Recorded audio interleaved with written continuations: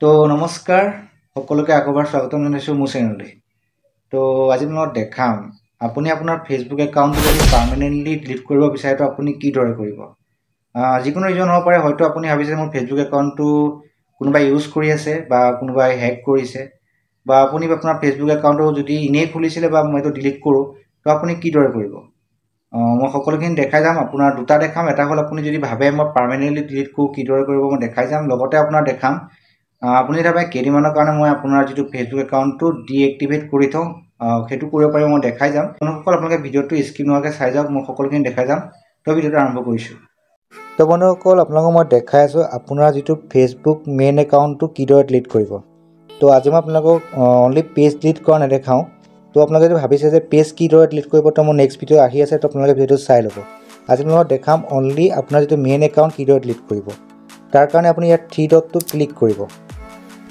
Click কৰাৰ পিছত আপুনি এটা অপশ্যন পাব, ওপৰত দেখিছে ছেটিংটো আপুনি ক্লিক কৰিব। তো ক্লিক কৰাৰ পিছত আপুনি ইয়াত ফেচবুকৰ বিভিন্ন ধৰণৰ ছেটিংসমূহ পাই যাব।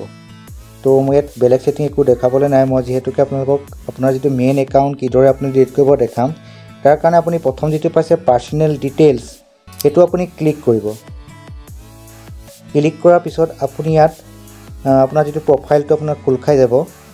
তো আপুনি ইয়াত তলত চাব এটা পাৰ্চনেল ডিটেইল বুলি আকৌ পাই যাব, আপুনি সেইটো ক্লিক কৰিব। ক্লিক কৰাৰ পিছত আপুনি ইয়াত দেখিব একাউণ্ট অ'নাৰশ্বিপ এণ্ড কণ্ট্ৰল, সেইটো যিটো আছে আপুনি ক্লিক কৰিব। ক্লিক কৰাৰ পিছত আপুনি ইয়াত পাই যাব দুটা অপশ্যন পাব। তো আপুনি ছেকেণ্ড যিটো অপশ্যন আছে ডিএক্টিভেশ্যন এণ্ড ডিলিটেশ্যন, তো আপুনি ক্লিক কৰিব।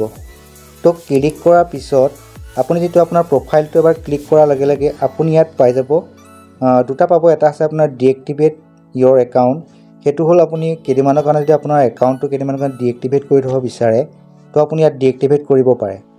আৰু যদি ভাবে আপুনি আপোনাৰ যিটো একাউণ্ট একে কমপ্লিটলি পাৰ্মানেণ্টলি ডিলিট কৰে, তো আপুনি যিটো ডিলিট অপশ্যনটো ক্লিক কৰাৰ লগে লগে আপুনি কণ্টিনিউ কৰাৰ লগে লগে আপুনি ইয়াত দেখাই দিব যদি আপোনাৰ একাউণ্টটোৰ লগত মোৰ ইয়াত দুটা আপোনাৰ পেজ খোলা আছে। যদি আপুনি আপোনাৰ একাউণ্টৰ লগত পেজ যদি আপুনি খুলিছে, তো আপুনি যেতিয়াই আপুনি আপোনাৰ একাউণ্টটো ডিলিট কৰিব তো আপোনাৰ পেজ দুটাও ডিলিট হৈ যাব।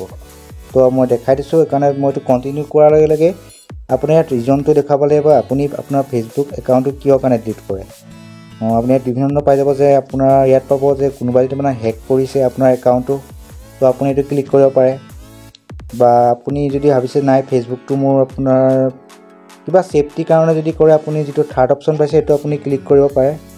তো মই ইয়াত এটা চিলেক্ট কৰি আপোনাক কণ্টিনিউ কৰিছোঁ। কণ্টিনিউ কৰাৰ লগে লগে আপুনি আকৌ এবাৰ কণ্টিনিউ কৰাৰ লগে লগে ইয়াত আপুনি পাই যাব ডিএক্টিভেশ্যন একাউণ্ট, ডাউনলোড ইনফো, তো সকলোখিনিও পাই যাব। আপুনি ইয়াত যিটো তললৈ চাব, তলত দেখিব আপুনি কণ্টিনিউ বুলি লিখা আছে, তো আপুনি সেইটো ক্লিক কৰিব।